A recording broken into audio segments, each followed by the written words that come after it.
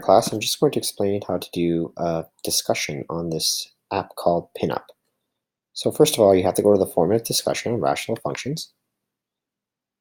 Once you're on there, you will realize that you're going to choose any of the three topics that are available. So click on the link that it's available, and then you will realize there's post 1, 2, and 3. You decide which one you want to talk about.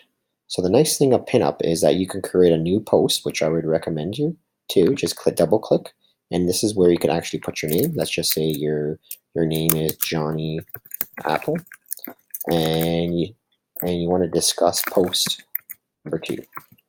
And then just say you're discussing post number 2. So you could start off the discussion by talking about anything with the relationship between division of rational expressions and the multiplication of rational expressions, and so forth.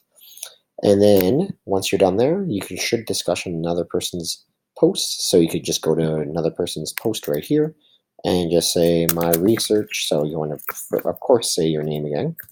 So Johnny Apple.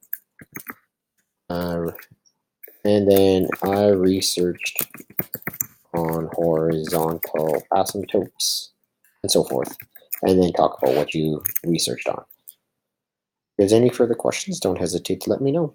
Have a good day.